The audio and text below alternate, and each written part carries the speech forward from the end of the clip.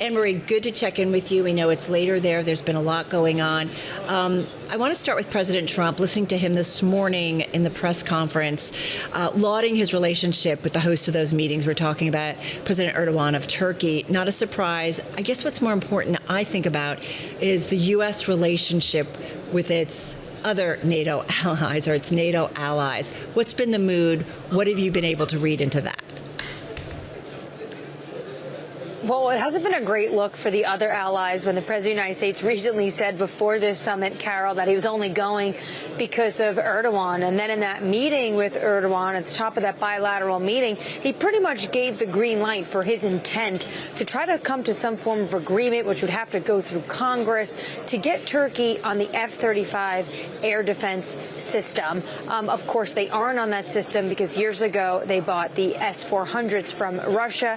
There's a lot of legal challenges when it comes to this, but when the Turkish president heard the translation, he gave a thumbs up. So obviously something that Ankara has really been pushing for, and potentially we could see some sort of movement on that at this summit. When it comes to the other allies in the NATO alliance, the president, of course, has been pushing them to step up defense spending.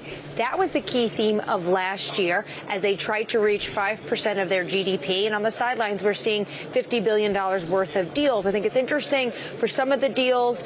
You see actually some of these partners decide to go with Swedish Saab instead of American Boeing. But in other forms, you can still see really the hold some American manufacturers and defense contractors have on the global stage, and they're going to have to stick with those U.S.-made parts. But they're going to need to be buying from everyone if they want to hit that target, at least when it comes to hardcore ammunition of 3.5%.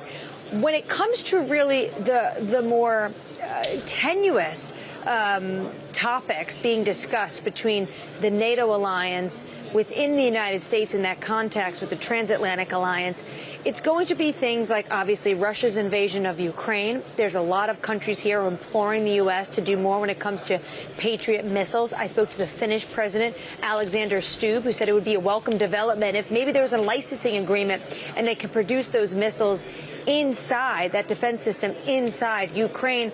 And then, of course, the conflict in Iran.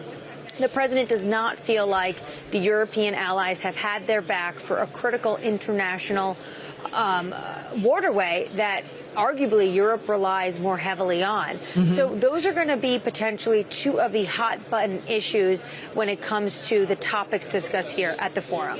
Yeah, talk a little bit more about just how the U.S. allies are talking about the war in Iran, at least behind closed doors. Is there any vibe here that there is more tension among allies or more unity when it comes to that war?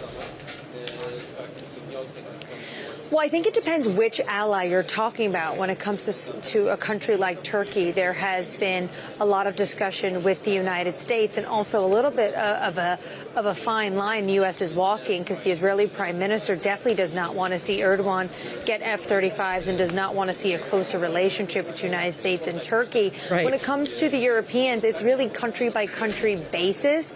At one point during this conflict, Spain barred the United States from using its airspace when conducting this conflict. So it really depends what country you're talking about, if they have even the ability. Do they have the hardware like a minesweeper to send to the Strait of Hormuz?